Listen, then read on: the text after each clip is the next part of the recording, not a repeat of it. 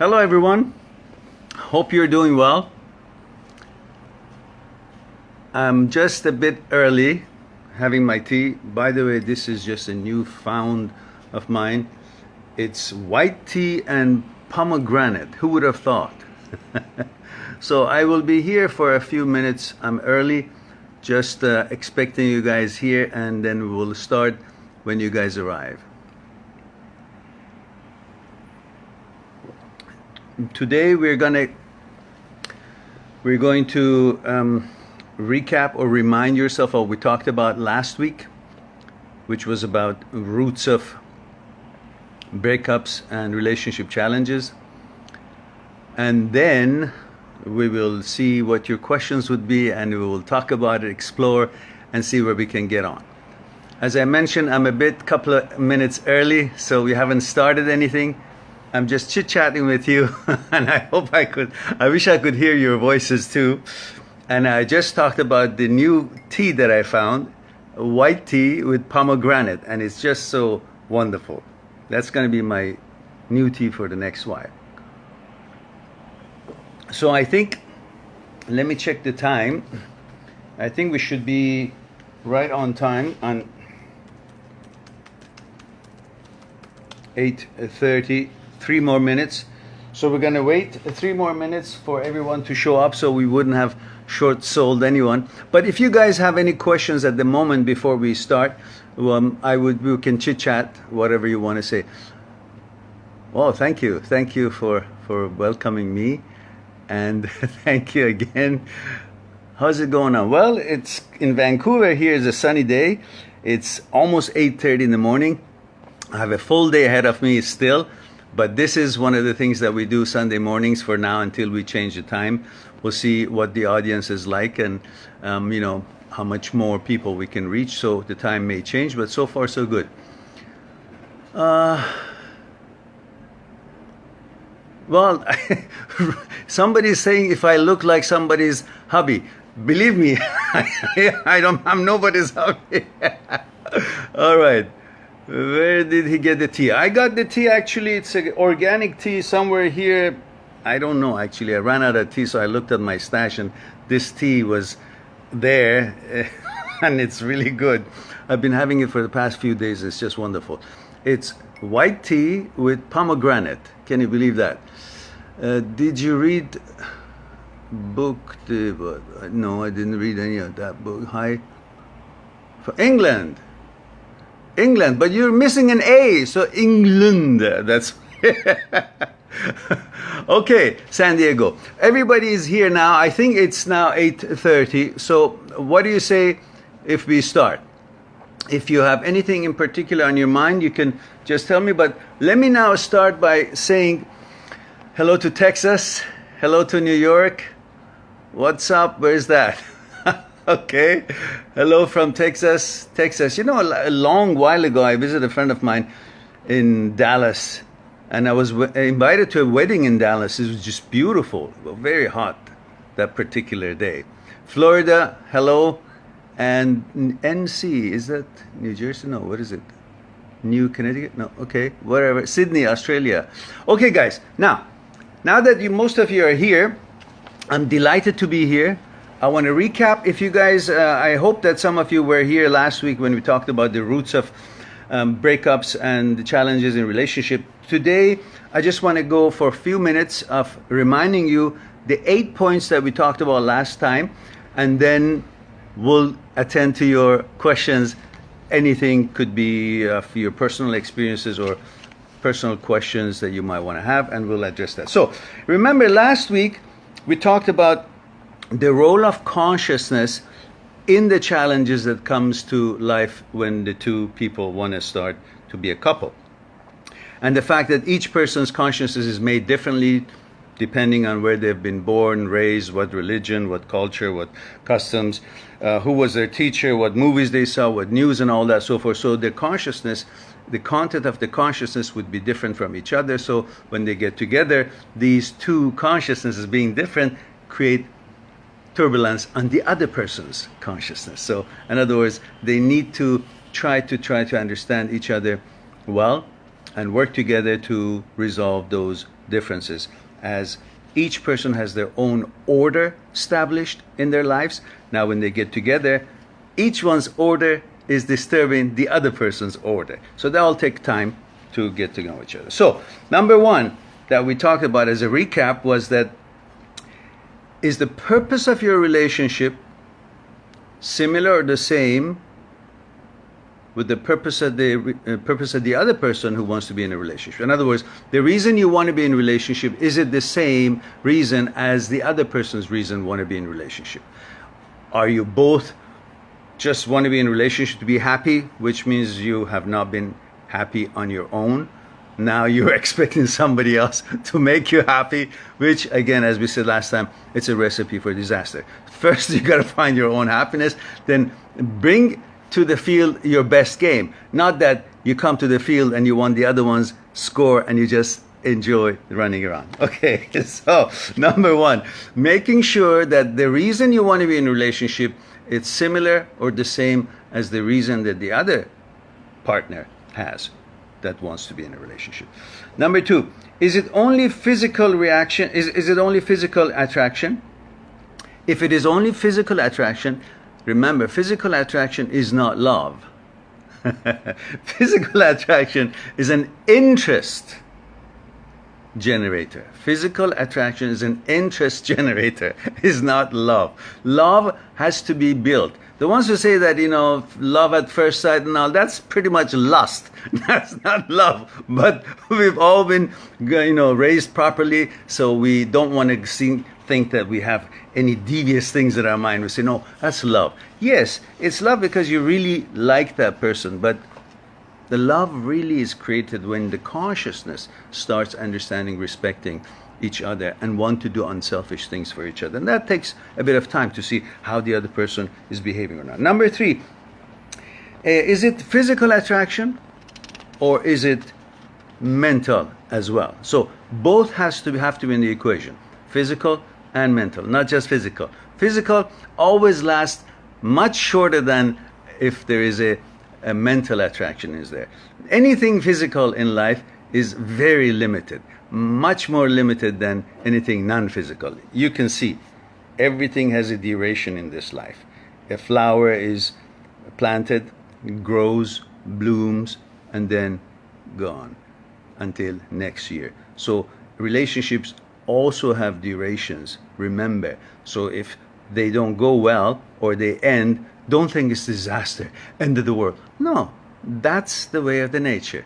That's the wave that came and the wave is gone, and you will have other waves coming, which means other relationship possibilities. Now, number four is each other's consciousness is tolerant of each other. Remember, we talked about that you're supposed to be making sure that you consider the differences in your different consciousnesses, the contents of your consciousness. That's where the bonding and connection really happens. Now, are you drastically changing your order? Remember, we said each person has a different content in their consciousness. Their consciousness is put together differently, which creates a certain order, certain norm, certain way of doing things in life for themselves before they get into a relationship. So now when they get into a relationship, are they drastically changing their order? If it's drastically changing order, that's again the roots of problems that's come up. So make sure that you help each other to compromise in the orders and build a new order for each other. Now, are you focused and trying to make this difference between orders work together, or are you just focused on your own order even though you're not single anymore? You can't be on the bicycle and walking at the same time. You can't be in a relationship and single at the same time. You can't be in a relationship and only focus on your order, your ways, your things. It takes two to tango. So be prepared. Have an open mind. Now, are you considering each other's orders? That number 7. Number 8, last one. Are you willing to build a new order? Are you willing to build a new order? These things will help to recognize some of the roots of the relationships, challenges, and breakups, and then of course we will address the pain of the breakups and what to do with it, which of course I know if some of you have checked my site, that is www.dadbeh, what was the site? Mind that seeks truth.com. Mindthatseekstruth.com. A few of my books are there, and there's some sample chapters that you can read through, and some video about each books, and you can see which one entails and how which one helps you with your relationships or psychological focus that you want to have and so forth. So now, shoot me some questions that perhaps together we can explore and have a little fun for the next 10-15 minutes, and then we each go to our days. It's Sunday. I know most of you probably don't work, but I've got a bunch of appointments that I gotta attend. So, but this is my fun time. You gotta have a passion, and this is my passion. I love to be with you guys. I like to talk to you guys. I talk around the world with a number of people every week. On Skype, we have a consultation on Skype. Again, you can go on my site, and if you need consultation, you can see how it works there, and then book an appointment, and we'll talk on Skype and take care of your problems. But I love to be around with talking with these subjects with people and see what we can do to make this life a little bit smoother sailing every day. So let's see. Hello from Istanbul. Güle güle efendi. Hope you're doing well. So what is what? Oh, the site Mind That Seeks Truth.com. Mind That Seeks Truth.com. Now, love to learn how to tango. Okay, look at the internet. There's stuff there. Opposites attract, then they attack. Yes, maybe, but they shouldn't attack. Love, don't fight. Okay, your choice is very soothing. Your voice is very soothing. Okay, thank you. I could listen to you all day. Sounds okay. Thank you. I appreciate that. Yeah. Okay. Mind that seeks truth. Yes, you read that. That's fine. Hello from California, guys. Hello, and I love you all. But give me some questions. We wanna see if we can help anybody here. Otherwise, believe me, I can go on and on. I've got over 210, 20 videos on the subject of mind and thoughts, how thought is born, consciousness, desires, egos, fears. And of course, on my site, there is a seminar I did recently, a couple of months ago, in one of the universities locally, called The End of Fear, that explains how fear comes about, what to do with it, and the relationship with it, with thought. It's actually a very good little 1-hour seminar that, again, 10 minutes of it is available for anyone to watch on my site. You can try it. Mm-hmm. And this was a classroom seminar that they had invited me to do, and it was just wonderful, actually. I enjoyed it.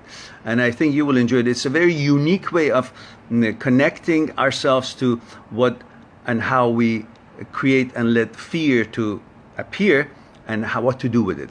And when you understand the relationship between mind and the body and the thoughts and the emotions, you will be amazed to see how these two work together, how powerful you are. And in fact, in a demonstration I did in that seminar, it shows the power of when mind and body is coordinated, and when you, in fact, coordinate and combine the tip of the iceberg and the bottom part. Remember, we talked about the iceberg. The portion of the iceberg that is visible on the surface of the ocean is only tip of it. It's not the whole iceberg. And 1,000 times bigger than what's visible is underneath the ocean. Same thing with us. We too have the visible part, which is our physical being. Some of us bigger, smaller, and this way looking, that the other way looking. That's the physical. That's the tip of the iceberg. But like the iceberg, we too have 1,000 times bigger powers within us, which is the mind powers. When the mind and body both coordinated, that completes the total iceberg, which is power. Is magnificent.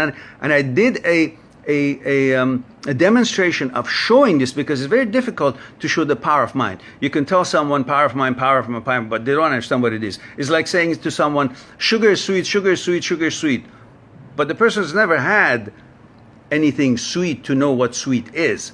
Until you put a little sugar, put it in their mouth, and say, and that is sweet. So the same thing. Power of mind means nothing. So we try to use certain exercises to show what is not visible. So when you see in that seminar, you see that little bit of a bit that shows when mind and body is coordinated, how powerful you can be, and it actually works against the law of physics. Now, let's see if I have any questions. How to be in a relationship where your better half is so what? Is so criticizing and angry man. Very simple, dear. Always remember, never forget, the other people's needs and behavior does not represent any shortcomings in you. Their desires, their needs, and their behavior does not represent or identify any shortcomings in you. It's not a reflection on you how bad they behave. It's a reflection on them. It's like you're saying, you go to a store, you want to buy an apple, you buy an apple, and the apple has worms in it. Well, on whom does it reflect, that worm? On you? You are rotten? No, the apple is rotten. So it just happens to be in your hand. Okay, you made a mistake, drop it and go away. So let's see what else we have here. I have a wonderful man, but we are not intimate enough for me. We are in our early 50s, 1-year relationship. He loves me but shows by doing things for me and my son. Okay, this relationship is the best ever. See more. How long? Except I miss sex. Well, you know, it's 21st century or almost 22nd century. There are many ways that you can talk to your partner that maybe he doesn't have this certain energy, or maybe there are some lack of interest the older he's gotten. But if the love is there and interest in there are many other ways that you can, supplement that, which I don't think I can talk about it here. but I bet you, as long as you guys have that love, engage in more things that you like to do, outings of sports, and get more of a physical exercises such as tennis and walking and so on, and create that personal, and talk to each other and find out what are things that could be changed or missing in his opinion about you and in your opinion about him. These are only things that you two can talk about in private. I wish I could talk about more, but not necessarily possible. There's so many things I can tell you. I recently broke up 13 weeks ago, 5-year relationship. She got her own place. At 11 weeks, she wanted to go to lunch. We didn't bring up past, kept conversation positive. A week later, we went to dinner. Okay, what should I do? The less I express my emotions, and if I leave her alone, she makes contact. Dear, I really don't understand the question. What should I do? Keep not reaching out or let her reach out? I don't know if you're broken up or you're trying to get back to each other. You told me it's a 5-year relationship. You broke up 13 weeks ago, and then 11 weeks ago, you guys went to dinner. Something like that. I'm not really quite sure if I followed the question. Help me out. Okay. Let me see. How come to heal the mind and soul? Well, what the problem is with mind and soul, first I got to know the problem. Heal from what? What happened? So I need somewhere between that long laundry list and the 2 words. Throw me the bone. Give me a little bit more info here. How can you fall back in love with someone?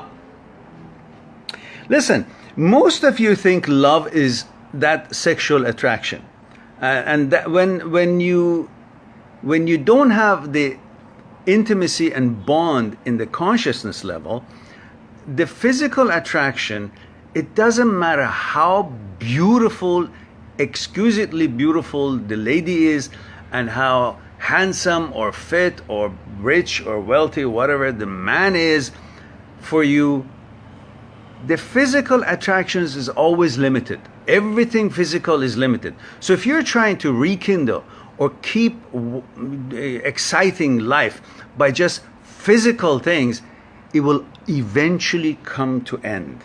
You cannot just let physical do what the mind is supposed to do.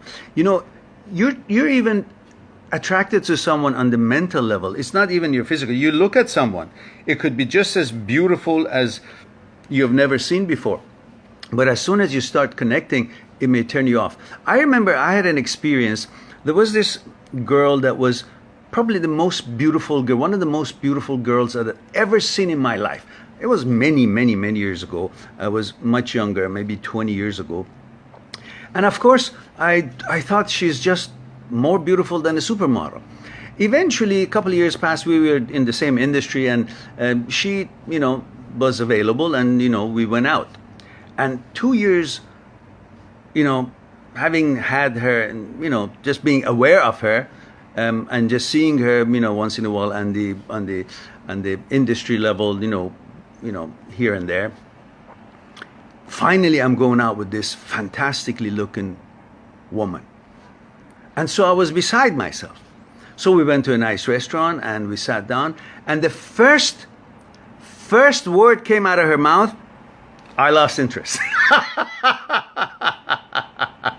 So the physical attraction is always depending on if it's going to be backed up with the mental and the consciousness level to be continuously attracted. Otherwise, a physical attraction is very limited, and it can always die down if it's not intellectually promoted or fed.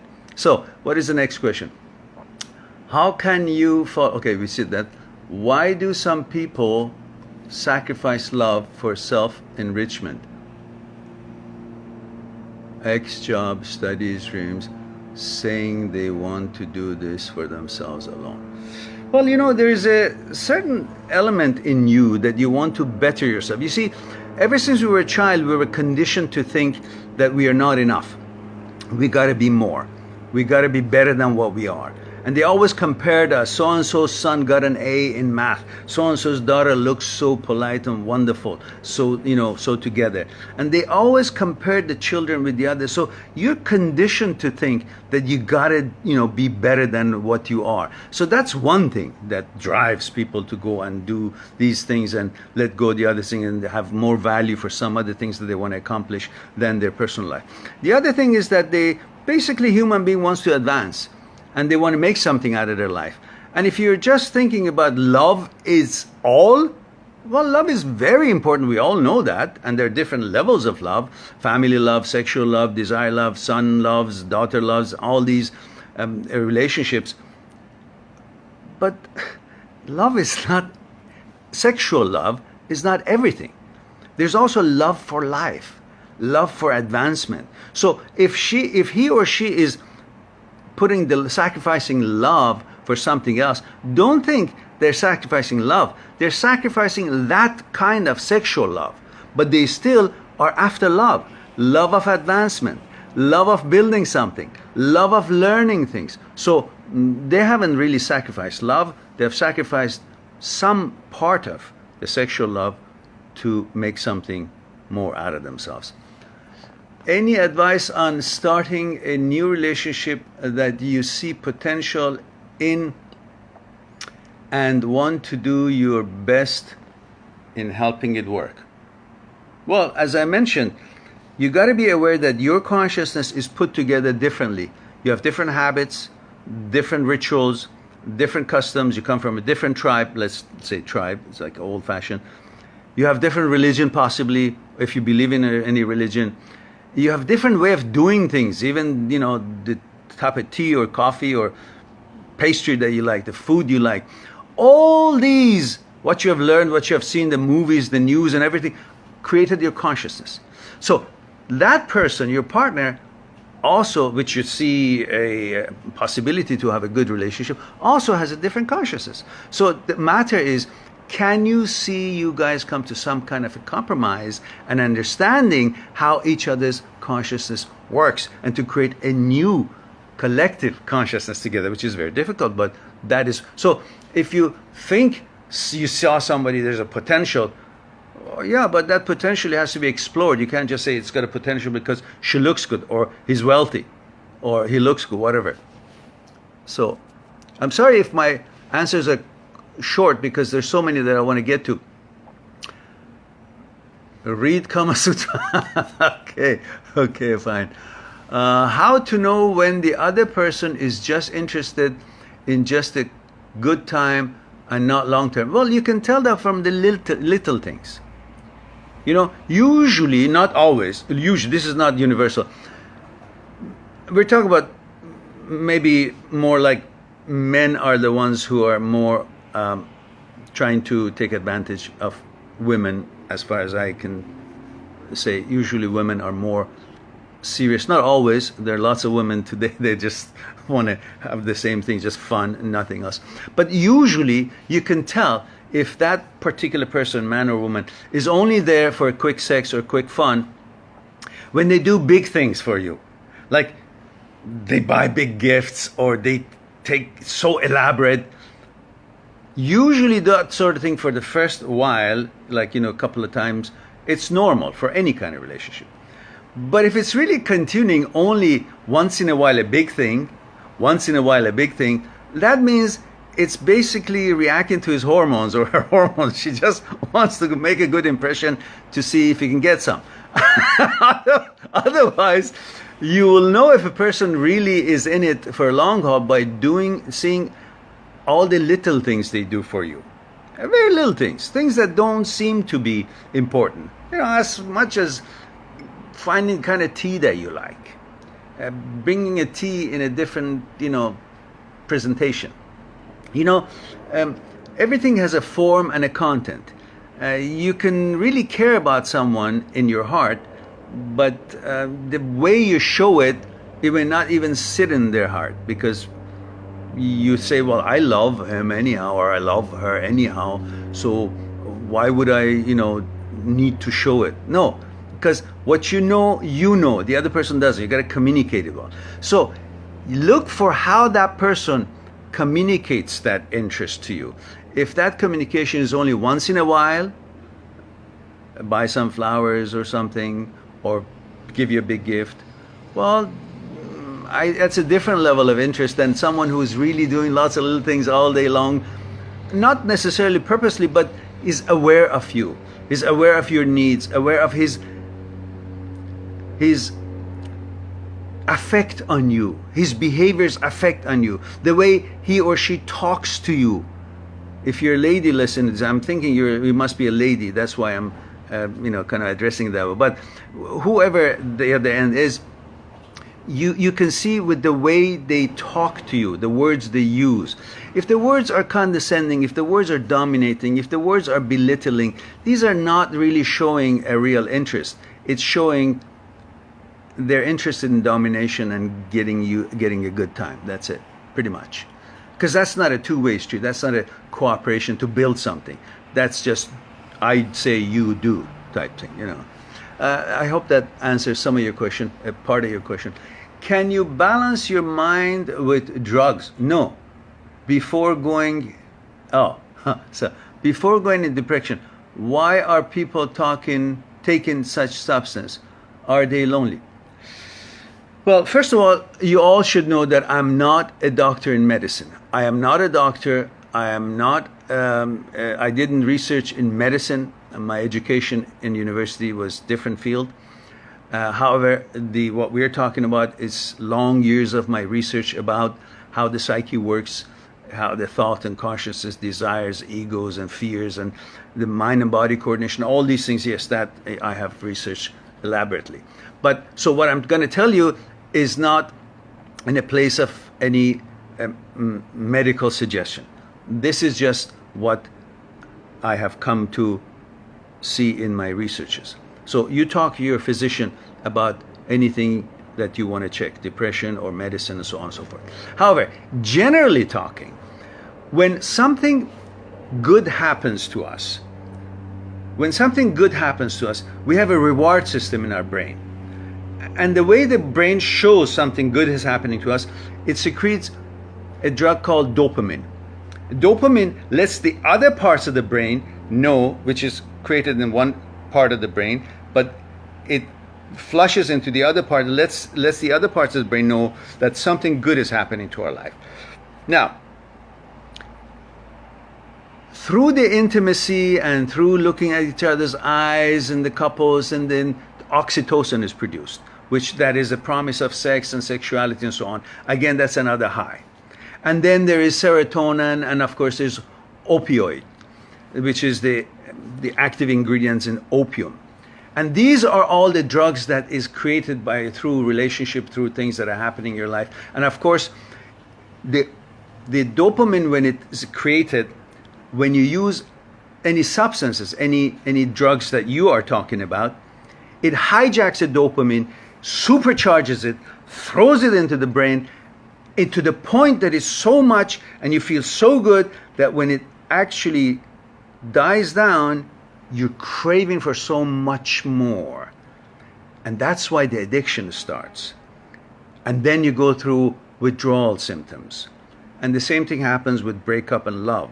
The same thing as the withdrawal symptoms. Then you understand you got to let it go, because really using drug, it takes you nowhere but hell, because it's really no good unless it is prescribed by your doctor for a certain reason. So that's pretty much all I can tell you, that these are what works, what is in the works when you feel, addicted, or when you feel lonely. You go to drugs because you think that will give you the dopamine, which you feel high, but lo and behold, when it comes down, hits you hard, and you get addicted, and your whole life is no longer is under your control, and you become someone who is no longer who you are, and you're just running around trying to get that fix. Stay away from any kind of drug. As far as I'm concerned, we are all strong, and our real purpose in this life is to experience purity, natural energy, and go through exercise. If you really feel lonely, go do exercise, because doing exercise creates that wonderful, beautiful adrenaline, beautiful high, the dopamine, you feel great, the generation of energy. Meditate. All these things will help you a lot. And of course, talk to your physician if there's any other condition of that sort. And remember, you're never lonely. We're all part of this universe. Universe is the whole big picture, and we are small pictures of puzzles of it, small pieces of puzzle. So we all fit together. So we are part of the whole. We're never lonely. We're never alone. Don't think. Nature is with you forever. People speak about compatibility in relationship. Please explain. Compatibility, most people really think it's about, you like to dress nice, I like to dress nice. We like to go party, I like to have the same drink that you do. And we like similar kind of movies, or we come from the same religion. That's some things in common. Not really the bottom line of compatibility. Compatibility, if you go deep into it, compatibility of what to what? Of how you put together with how the other person put together. And that means your consciousness, how you have been raised, how your mom and dad treated you, what kind of things you saw, what kind of places you went to, what kind of religion you had, what kind of background you had, what kind of culture, customs, what kind of teachers you had, what kind of laws you were raised in, what kind of respect to law in wherever you were raised in was exercised. All kinds of things that you've seen and you come to know is what your consciousness has put together. And compatibility means if that person's consciousness with your consciousness actually can communicate, can actually have common things in them. Otherwise, compatibility, if I like to wear expensive clothes, or she likes to wear these are not these are bullshit. Compatibility is deeper than that. Okay, just be yourself. That's very good. Just be yourself. It says, my husband is bipolar and doesn't show me any empathy or sympathy or anything. I am 7 months pregnant and very emotional, but he gives me nothing. I don't think he has the ability. I don't know what to do. Well, you have to understand, if a loved one is bipolar, then you can't be expecting so much from him, because he has his own problems. He, in his own mind, is not really totally in his own control. He's trying to survive. He's trying to do things. He's trying to be as good as he can. It's not like he has a choice and doesn't want to pay attention to you. You just said that he's bipolar. So sometimes he's probably more affectionate than the other times. He goes ups and down. So when there is an ups and down, it's like saying, I'm in a swing and at the same time want to not be swinging. Well, it's not in your control, is it? You're swinging. And his life, as you said, is like that. It's not in his control to be stable, to figure out what he should do for you, what he should do for himself, let alone for you. So be compassionate toward him. Don't expect from him to be what you want him to be, because listen, he didn't want to be bipolar. He happened to be bipolar. It's not his choice. So if anything, I'm sorry to say, darling, but you have to help him or understand him or be lenient to him, because it is a very difficult world when someone is bipolar. They're not really knowing that they're behaving the way they're doing. So try your best to cope with it, and maybe family can give you the love and empathy that you're expecting, but rise above it. You probably have a lot more energy and power that you realize, and wisdom, because you just brought it up. See if you can help him to visit his doctor and see what can be done for him, and don't create so much of agitation for your expectations. I'm sorry to say that. I know that's important to you, but it is far more important to him to be able to create that momentary balance in his day. So I think he needs more help than you would ever. Thank God you're healthy and you're having your child, and I'm sure he or she will be wonderful. And just see what you can do. Do your best. There's no magic in it. That's unfortunate things that many go through, and every one of us have a different challenge that we're facing with every day. And that's what we're here for, to rise above it, see what we can turn this metal into at the end of this journey. It's at times not possible. The man wants to see you like his family expected more, and he seems same picture as they expected. I'm having a hard time to understand that. Unfortunately, I don't get the question that clearly. I apologize. Maybe you can reword it for me. Forgiving a cheating partner means you don't love yourself. No, what does it have to do with you loving yourself if you forgive someone or you don't forgive someone? You may choose to forgive someone if that's how you feel the person is changed or will change, or you see what you see in that person. But if you don't forgive, again, neither one has anything to do with you loving yourself or not loving yourself. I don't think so. You just see if you want to forgive that person, and for what reason, what assurance you have for it not happening again, and you do. And if not, well, you don't. It's up to you. It's not a reflection on your love for yourself. Heal the soul after separation. How to find mind again positively. Honey, I don't understand what that question is worded. Jeez, what was that word? Okay. Can you have a healthy relationship if you have trust issues? Oh, trust issues probably, I mean, I'm just guessing because I don't know more about it from your question. You might have had many different experiences in the past, one or two or three other boyfriends. I think you're a lady, yes, that they have not been faithful to you, or they have not been treating you well, and of course you now can't trust this new person. But I want to ask you to observe the moment, the person as they are. Don't perceive them. You cannot look at a person with the eye that passed. You cannot look at this new friend with the eye of the past. What does that mean? You look at him, let him prove to you who he is by himself on his own.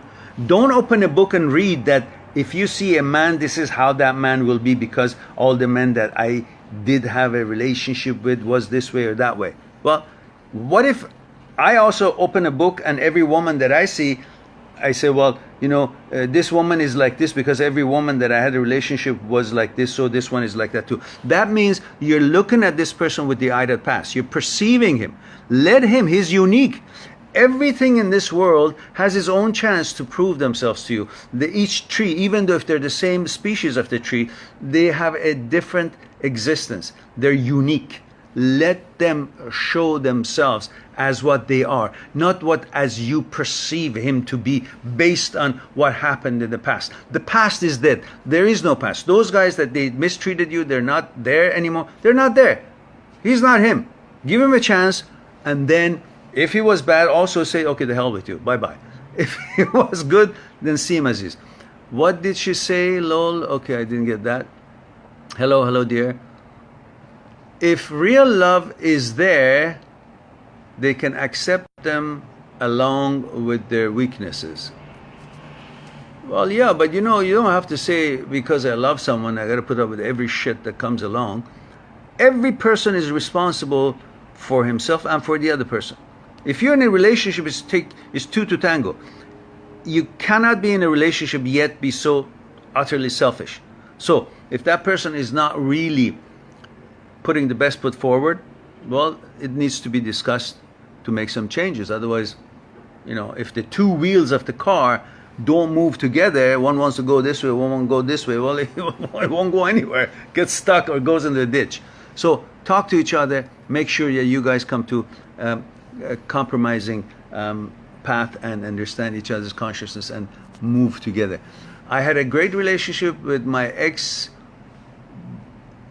Sandy is a lady's, with my ex-boyfriend of 5 years. We rarely disagreed or argued. You probably separated right away after a while anyhow, because argument is sometimes good. I thought this was it, and I had found my soulmate. We get into a small disagreement, and he packed up and moved exactly as I said. Yes, of course. Look, be concerned. Packed up and left. Where's the rest of it? I thought he would have a special. Our breakup was 6 weeks ago.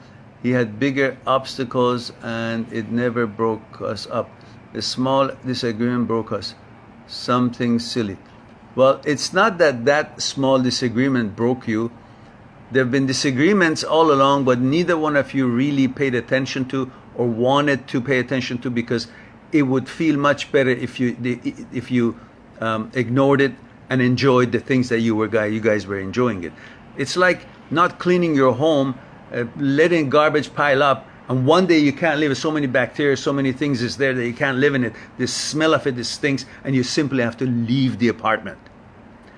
But if you take the garbage out every day, it will be much more manageable, and the house stays clean. You guys ignored the signals or the things that you guys were not in agreeable, and you just tried to be agreeable because you had heard that a good relationship is when people don't fight or they're agreeing or compromising. So constantly compromised without really understanding or wanting to compromise, and eventually all these will pile on, and you saw no way out other than just the door, and that is not healthy. Sometimes, I'm not saying fighting is good, I don't like that, but reasonable discussion, exploring together, that is good. Love for advancement. Okay, good.